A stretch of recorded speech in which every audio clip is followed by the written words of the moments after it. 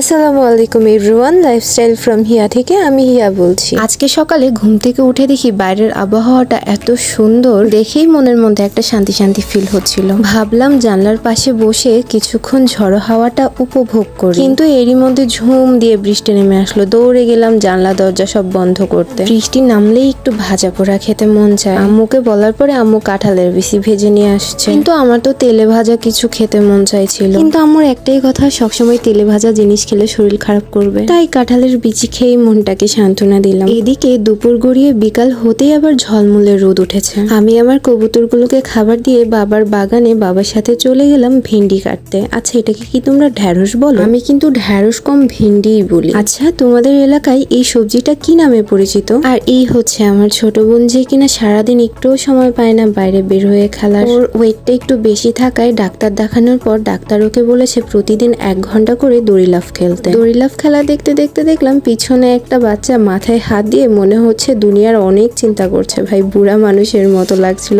অনেক বেশি। কি সন্ধ্যা হতেই বাসায় এসে আম্মুর সাথে বাদাম বুট খাচ্ছিলাম, আর তারপর চলে গেল আম্মু সাবান কাটতে। আমি আম্মুকে জিজ্ঞাসা করলাম, সাবান কেন এরকম টুকরো টুকরো করছো? আম্মু বলছে এই ভীম সাবানটা নাকি অল্প একটু পানি লাগলেই গলে গলে নষ্ট হয়ে যায়, এরকম ভাবে কেটে ব্যবহার করলে অনেকটাই সাশ্রয়ী হয় আর অনেক দিন যায়। আম্মুর বুদ্ধিটা কিন্তু দারুণ, তাই না বল? আজকে বিকালে বাগান থেকে লাউ শাকও তুলে নিয়ে এসেছিলাম, এখন এগুলোকে বেছে নিচ্ছিলাম। আর এই লাউ শাক কিন্তু রান্না হবে কালকে সকালে। ঘুম থেকে উঠলেই অনেক কাজ থাকে, তাই রাত্রে আম্মু কাটাকুটি বাছাবুচি করে রাখে যাতে সকালবেলা কিছুটা সময় বাঁচানো যায়। শাক বাছা শেষ করে আম্মু রাতের জন্য আলু ভর্তা বানিয়ে নিল, আর আমি চলে গেলাম ডাউল ব্লেন্ড করতে। এই ডাউলগুলো কিন্তু সকাল থেকে ভিজিয়ে রাখা হয়েছিল যাতে ব্লেন্ডারে দিলে সহজেই ব্লেন্ড হয়ে যায়। ডাউল ব্লেন্ড করা হলে ছোট ছোট বাটিতে করে এগুলো ডিপে রেখে দেওয়া হবে, যাতে যখনই মন চায় তখনই ফ্রিজ থেকে বের করে বড়া ভেজে খাওয়া যায়। যাই হোক, আজকের মতো ভিডিওটা এখানেই শেষ করছি। দেখা হবে নেক্সট কোনো ভিডিওতে। ততক্ষণ পর্যন্ত সবাই ভালো থাকবে। ভিডিওটা যদি ভালো লাগে তাহলে প্লিজ একটা লাইক করে দিও।